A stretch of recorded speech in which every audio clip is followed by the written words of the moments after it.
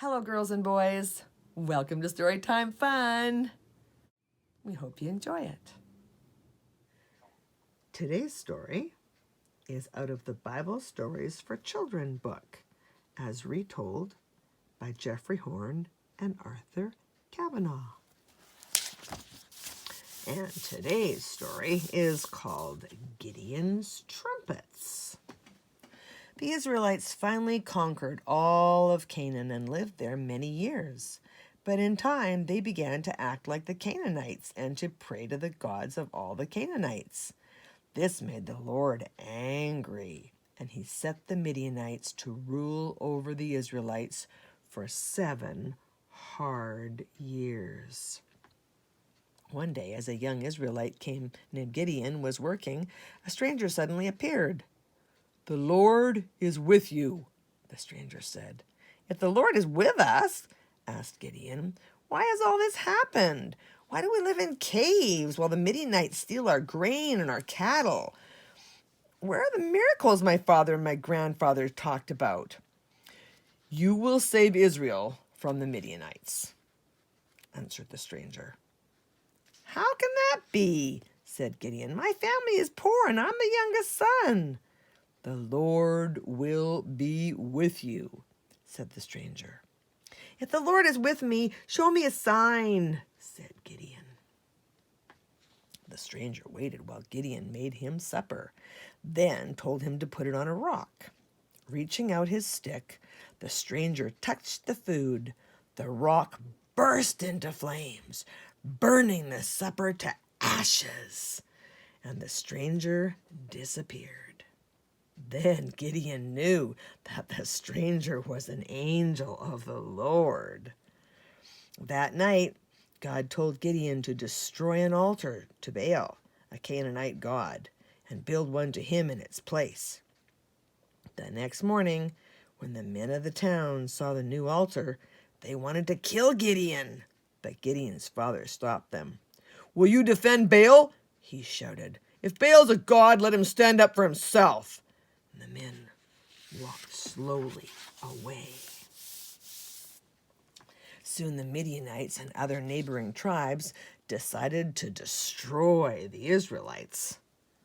Gideon, filled with the Spirit of God, sounded his trumpet and called all Israel into battle. But as the days passed and the Midianites and the Israelites got ready for war, Gideon began to worry. "Please, Lord," Gideon said to God, "do not be angry with me. I must know for sure if I am to save Israel. If I am, show me more signs."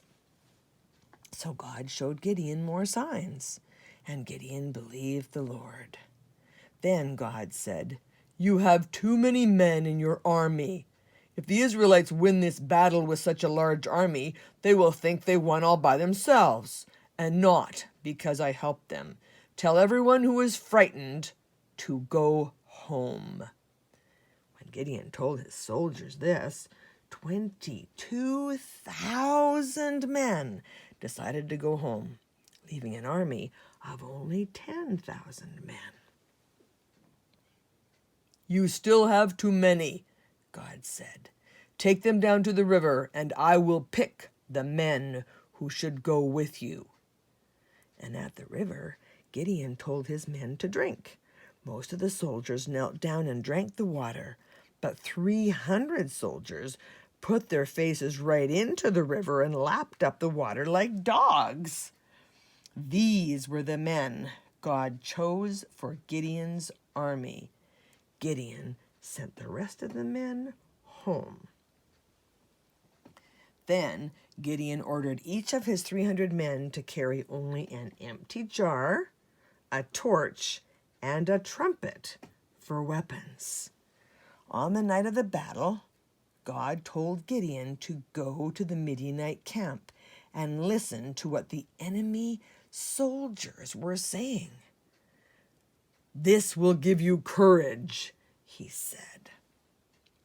When Gideon got near the camp, he saw thousands of Midianite soldiers getting ready for the battle. He crept closer and heard one of them telling his friend a bad dream. A loaf of barley bread had rolled into the Midianite camp, a soldier said, and it turned over his tent. "The bread is the sword of Gideon," answered his friend.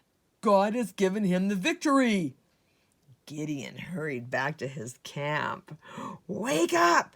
Get ready!" he shouted. "The Lord has given us the battle." Quietly, Gideon's men surrounded the Midianite camp. When they were in place, Gideon blew his trumpet. At his signal, all the Israelites blew their trumpets and smashed their jars on the ground and waved their torches madly. "A sword for the Lord and for Gideon!" they shouted. The clattering of the pottery, the blare of the trumpets, and the flashing of the torchlights startled the Midianites. Terrified and half asleep, they began to run in all directions. They were so confused, they attacked one another, and by morning, the enemy camp was empty, and Israel's victory over Midian had begun. Well, that's it for today. See you next time.